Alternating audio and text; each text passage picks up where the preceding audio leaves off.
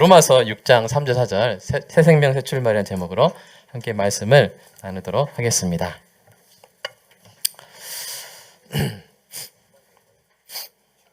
자, 본문 같이 읽겠습니다. 시작.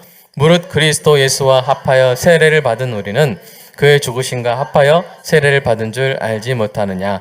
그러므로 우리가 그의 죽으심과 합하여 세례를 받음으로 그와 함께 장사되었나니 이는 아버지의 영광으로 말미암아 그리스도를 죽은 자 가운데서 살리신 것 같이 우리도 또한 새 생명 가운데서 행하게 하려 함이라. 아멘.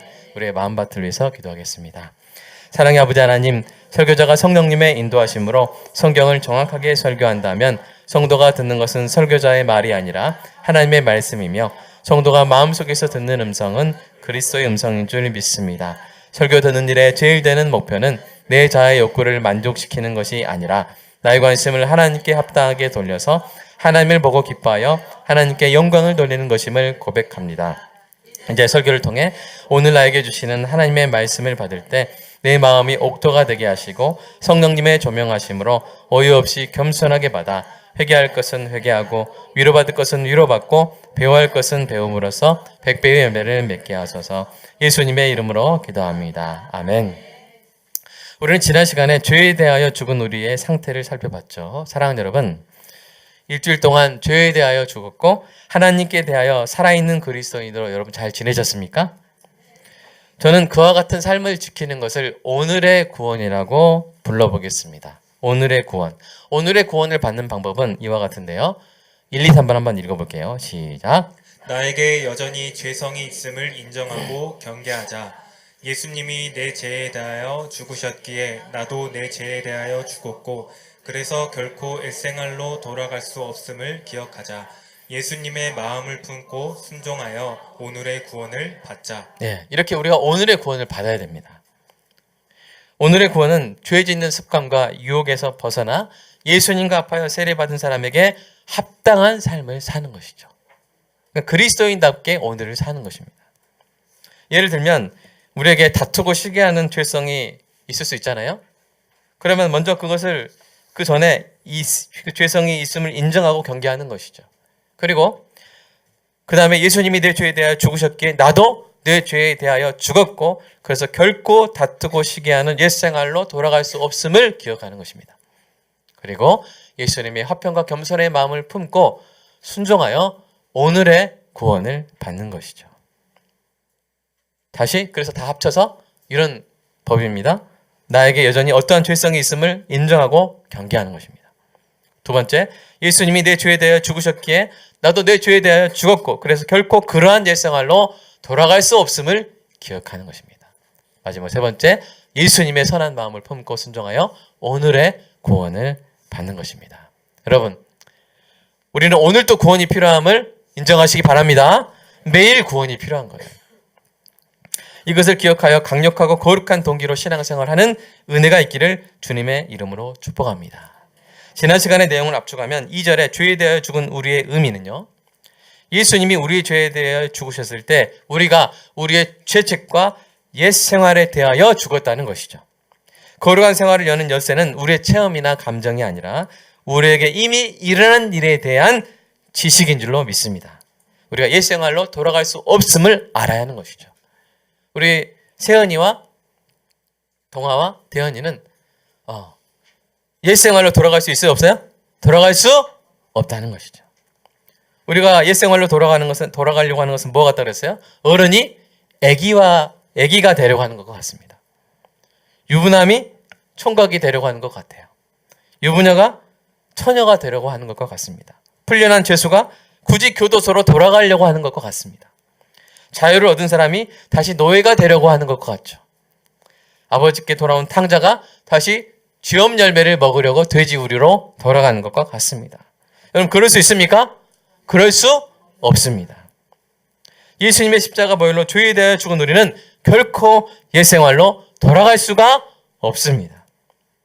이렇게 하나님의 은혜로 내게 일어난 결정적인 변화가 무엇인지 아는 것이 우리 성화의 가장 강력한 원동력입니다. 이 원동력이 있기에 우리에게 죄성이 남아있음에도 옛생활로 물러나지 않고 앞으로 나아갈 수 있는 것이죠. 그렇게 우리는 매일 오늘의 구원을 받아야 합니다. 그래서 우리가 어제 잘 살았다고 해서 오늘 방심하면 돼요, 안 돼요? 안 되는 거예요. 어제 죄를 짓지 않았다고 해서 오늘은 마음을 놓아도 됩니까? 아닙니다. 오늘은 늘 오늘의 은혜를 구해야 되죠. 어제 아침 먹었다 해서 오늘 아침 안 먹어도 됩니까? 어제 점심 먹었다고 해서 오늘 점심 안 먹어도 돼요? 아니에요. 오늘 또 먹어야 돼요. 오늘 또 구원을 받아야 하는 것이죠. 오늘의 구원의 은혜를 늘 구하시기를 주님의 이름으로 축복합니다. 우리는 예수님을 믿을 때 우리의 과거에 우리의 죄책으로부터 구원받았습니다. 우리가 이제 하늘나라 갈 때 우리의 죄 자체로부터 구원받게 될 것입니다. 그때까지 우리는 매일 옛생활로 돌아가지 않고 예수님의 마음을 품고 살아가는 오늘의 구원을 받으며 살아가는 것이죠. 이 모든 일이 우리가 예수님과 연합했기 때문에 가능하게 된 일인 줄로 믿습니다. 자, 그래서 두 번째입니다. 사도 바울은 오늘 3절에서 무릇 그리스도와 합하여 세례를 받은 우리는 그의 죽으심과 합하여 세례를 받은 줄 알지 못하느냐? 라고 이렇게 물음을 던지는 것이죠. 사랑하는 여러분, 이 위대한 복음의 진리를 알지 못하는 사람처럼 살지 않기를 주님의 이름으로 축복합니다. 바울은 이 연합을 어떤 개념을 통해서 오늘 설명하고 있습니까? 세례를 통해서 설명하는 거예요. 여기에서 바울이 세례란 용어를, 여러분 세례하면 뭐가 떠오르세요? 물에 담그거나 물을 적시거나, 그게 생각나죠? 근데 바울이 이때 사용하는 이 세례라는 용어는 단지 죄인을 물에 담그는 의식을 의미하는 말로 쓰고 있지 않아요. 오늘 본문에서 세례를 주다는 이 동사는 위에 걸까요? 아래 걸까요? 밥토일까요? 밥티조일까요? 좀 어렵긴 하지만 제가 항상 제일 답은 두 번째만, 밥티조죠? 밥티조예요. 그러니까 이 밥티조의 어원에 해당하는 더 단순한 동사가 밥토예요. 그 뜻은 담그다입니다. 그런데 어떤 차이가 있느냐? 밥티조에는 밥토에 없는 특별한 것이 있어요. 뭐냐면 어떤 변화가 따른다는 거예요. 기원전 200년경에 살았던 그리스 시인이자 의사인 니칸드로스라는 사람이 피클을 어떻게 만드느냐 하는 그런 글을 썼어요. 피클을 어떻게 만드냐면 첫 번째, 오이를 끓는 물에 살짝 밥토한다는 거예요. 담근다는 거예요. 데친다는 거예요. 그 다음에 그럼 살짝 익은 오이가 되겠죠. 살균된 오이가 되겠죠. 그 다음에 그 오이를 어떻게 해요? 식초물에 재우는 거예요. 재운다는 건 이게 아니라 뭐예요? 고기를 양념에 재우는 그거 말하죠. 푹 담가 넣는 거예요. 그러면 오이가 뭐가 돼요? 피클이 되는 거예요.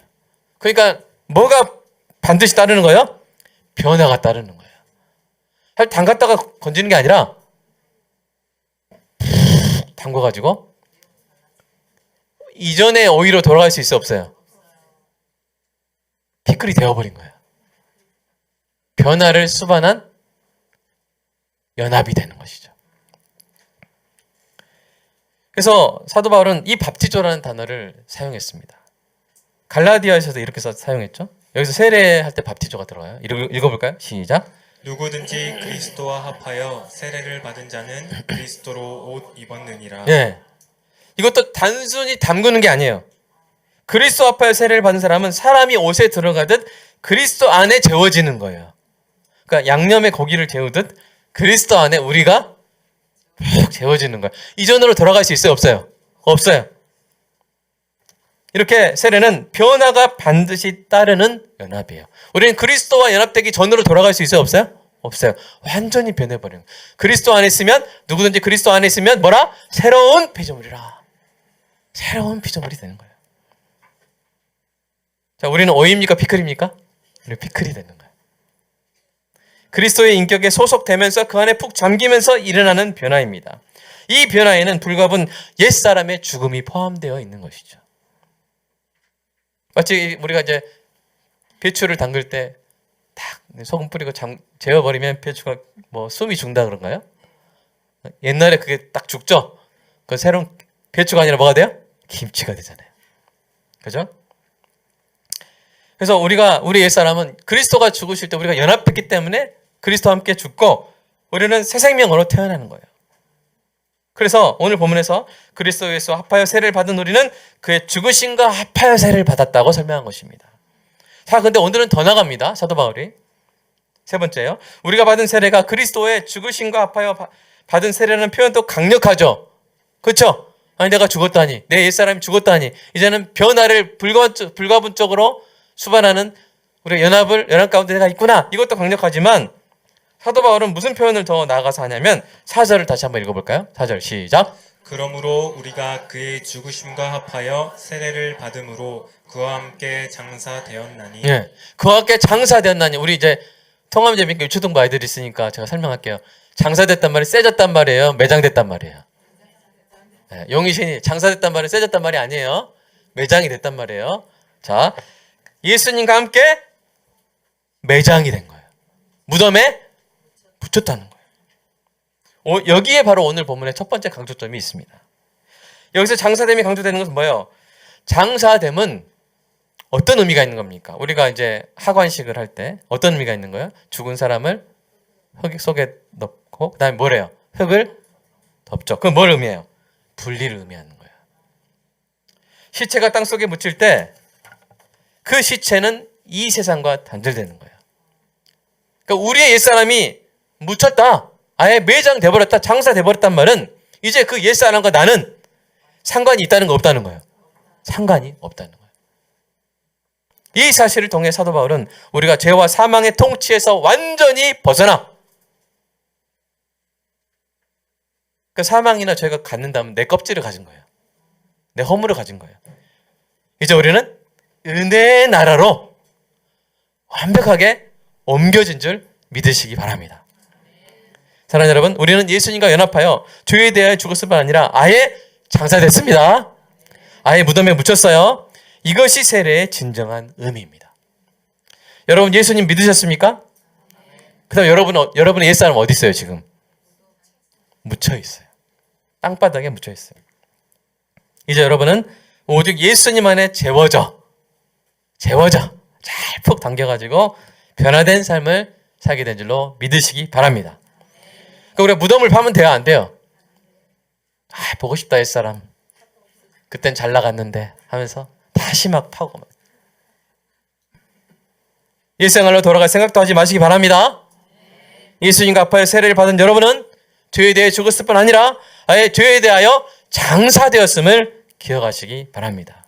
근데 문제는 뭐냐면 이런 메시지를 못 듣고 꼭 무덤을 팔려고 하는 사람이 있어요. 네 번째입니다. 그럼에도 무덤을 팔려고 하면 어떻게 되겠어요? 성도가 만약 무덤을 파서 옛사람을 입고 옛생활로 돌아가려고 하면 어떻게 될까요? 첫 번째, 거룩한 고통을 겪게 될 것입니다. 죄에 대하여 죽은 우리가 옛생활로 돌아가는 것은 뭐가 같다 그랬어요? 어른이 애가 되는 것과 같다 그랬죠? 그럴 수 있어요? 없어요? 없는데 어른이 애가 될 수는 없지만 애 같은 어른은 될 수 있죠. 속 좁은 어른 될 수 있죠. 애처럼 생각하고 애처럼 행동할 수 있죠. 그러나 곧 자괴감을 느끼게 됩니다. 어른이 애같이 행동하면 뿌듯해요, 자괴감을 느껴요. 자괴감을 느끼고. 이처럼 성도도 죄를 지을 수 있지만 그로 인해 마음과 영혼이 편하지 않고 고통스럽게 될 것입니다. 영혼의 감각이 깨어났기 때문에 이제는 죄를 짓고도 편할 수가 있어요, 없어요? 없는 거예요. 고통스럽게 되는 거예요. 여러분 마음과 영혼이 고통스러운 몸은 편한가요? 여러분 마음이 불편한데 몸이 편한 사람 있어요? 없어요. 몸에도 나타나요, 증상이.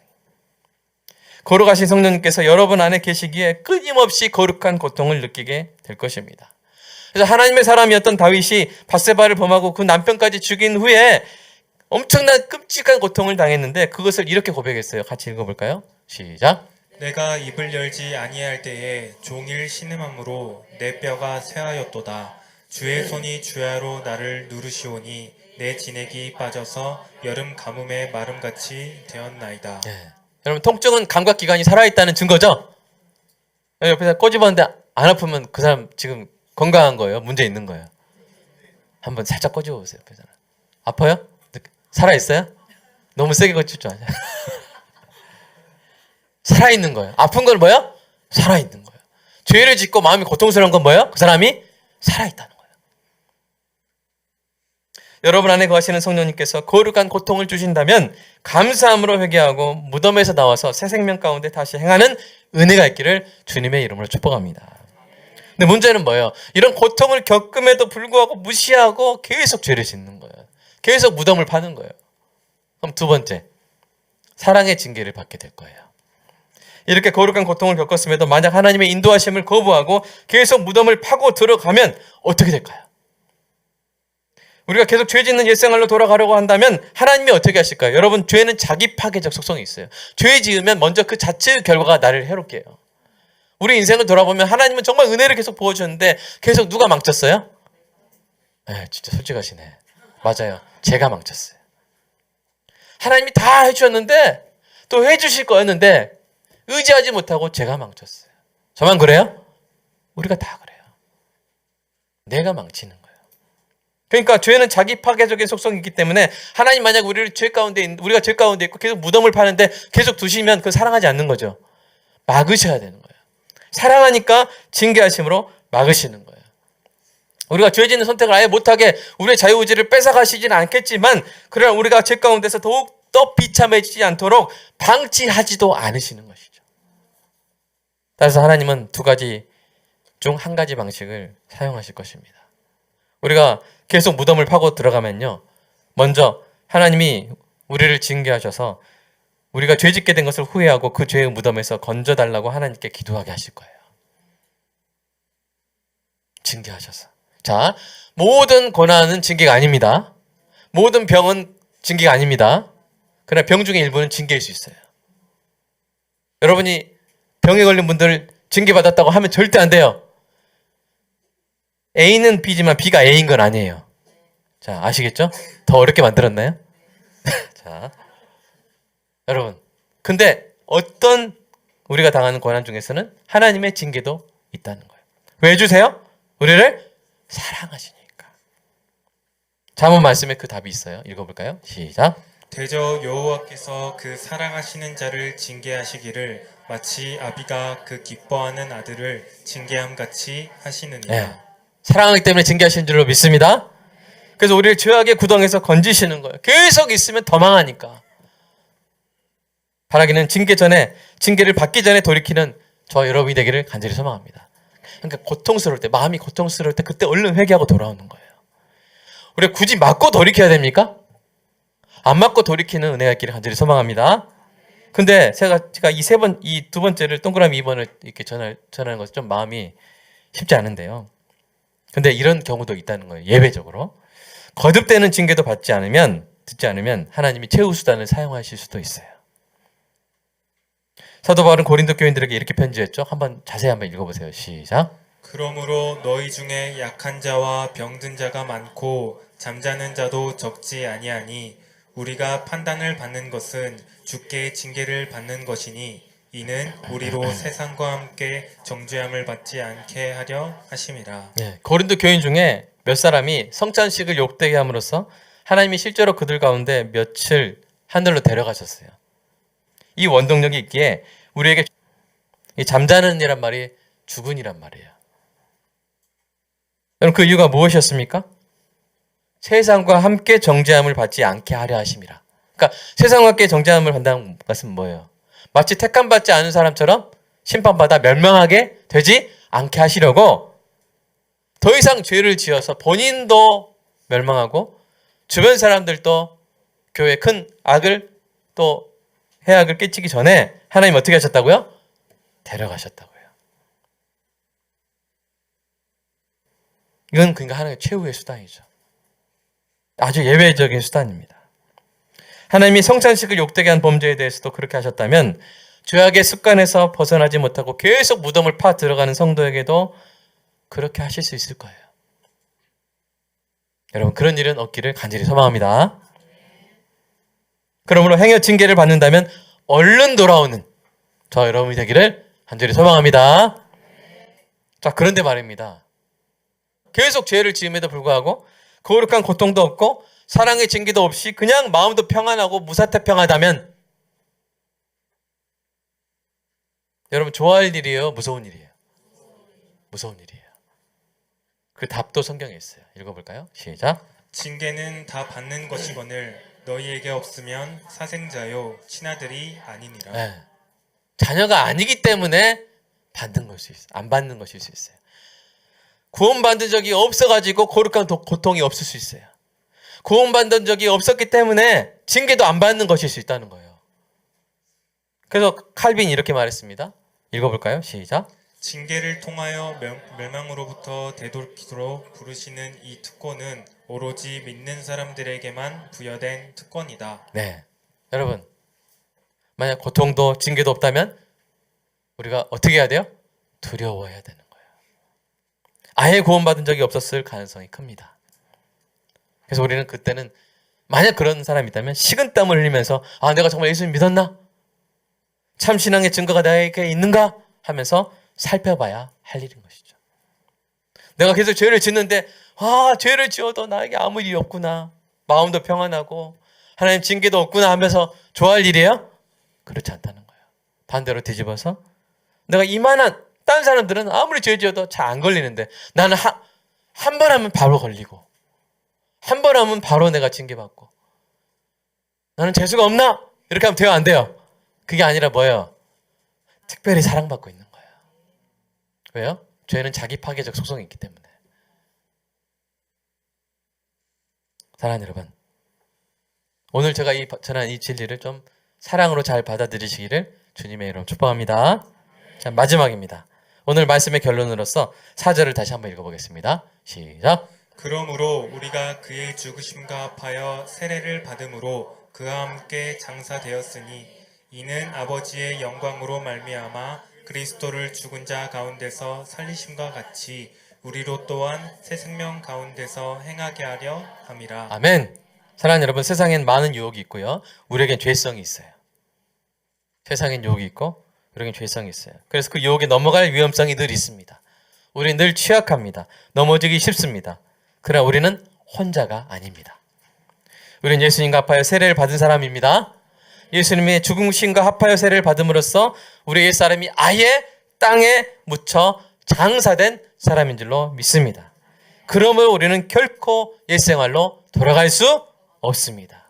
우리는 오직 새 생명 가운데서 행할 수밖에 없는 것이죠. 여기서 행한다는 말은 영어 성경 보면 워크예요, 워크. 그래서 걷는다. 특정한 방식으로 살거나 행동하는 것을 의미합니다. 그 특정한 방식은 어떤 방식일까요? 저는 그 특정한 방식을 신부의 입장 행진에 비유합니다. 오늘 컨셉이 뭐였어요? 입교식 컨셉이? 그렇게 좀 느꼈을지 모르겠지만 이제 그리스도의 신부가 이렇게 입장하는 거였는데 레드카펫 깔고요.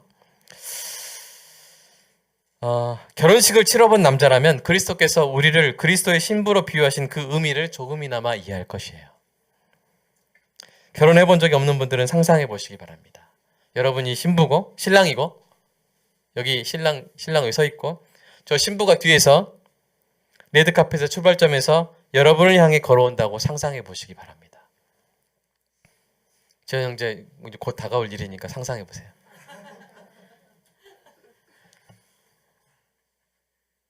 여러분의 신부가 어떤 옷을 입고 어떤 표정으로 어느 곳에 시선을 두고 여러분을 향해 걸어오기를 원할까요? 여러분이 신부라면 여러분은 어떤 옷을 입고 어떤 표정으로 어떤 곳에 시선을 두고 어떤 마음으로 신랑을 향해 걸어가겠습니까? 만약 여러분의 신부가 오물이 묻은 넉마를 입고 마지못한 표정으로 식장의 남자나 음식에 한눈을 팔면서 술 취한 듯 휘청거리며 걸어온다면 여러분 신랑 입장에서 어떠겠어요? 끔찍하지 않겠습니까? 끔찍하겠죠? 자꾸 딴 남자 보는 거예요, 신부가 오면서. 끔찍하죠? 반대로 여러분의 신부가 백색의 정결한 의상을 입고 환희에 가득 찬 표정으로 나만을 바라보며 한 걸음 한 걸음 우아하고 아름답게 걸어오기를 바라지 않겠습니까? 우리는 그리스도의 신부입니다. 우리가 지금 신랑을 향해 가고 있는 거예요. 우리가 어떻게 걸어가야 될까요? 우리의 새 생명, 새 출발이 어떠야겠습니까? 우리가 오늘 입교자들과 함께 우리 모두의 웨딩 워킹이 신랑의 기쁨이 되기를 간절히 소망합니다. 이제 오늘 말씀 붙들고 잠깐 기도하겠습니다.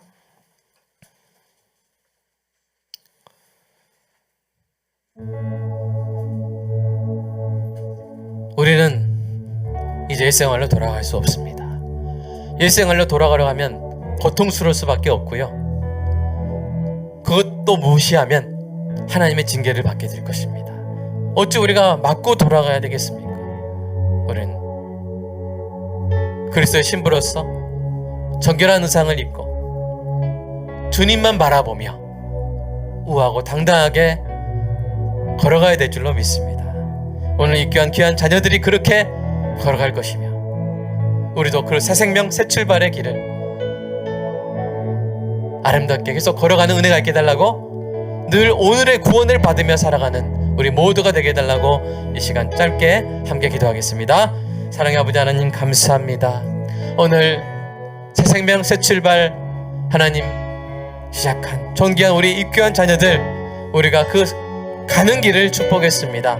하나님, 오늘 이 말씀을 기억함으로 말미암아 우리가 늘 옛날의 옛생활로 돌아가려고 하는 그 마음을 하나님 끊어내게 하시고, 하나님, 내가 그리스도와 합하여 세례를 받음으로 죽었을 뿐 아니라 아예 땅에 묻혀 장사되어 분리됐음을 기억함으로 인하여 오직 그리스도를 향해 걸어가는 신부처럼 아름다운 행실로 성화된 모습으로 걸어가는 주님, 우리 모두가 되게 하여 주시옵소서.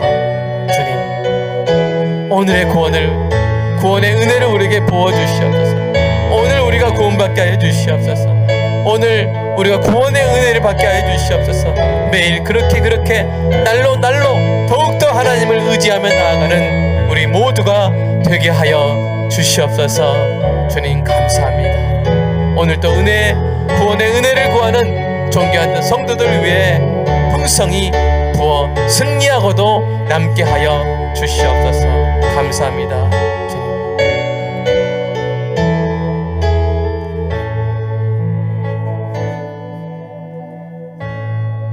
사랑의 아버지 하나님, 감사합니다. 오늘도 구원의 은혜를 부어 주시옵소서. 오늘도 그 은혜로 우리를 구원하여 주시옵소서.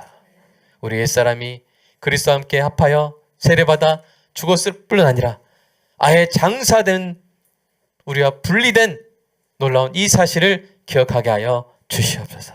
이제 우리는 우리의 신랑 되신 그리스도를 향해 걸어가는 신부가 된 줄로 믿습니다. 주님만 바라보며 우아하고 당당하게 걸어가는 우리의 평생의 길이 되게 하여 주시옵소서. 주님, 감사하는 마음으로 헌금 드린 존귀한 성도들을 위해 특별한 은총을 더해 주시고 필요한 모든 것을 부어 주시옵소서. 예수님의 이름으로 기도드리옵나이다. 아멘.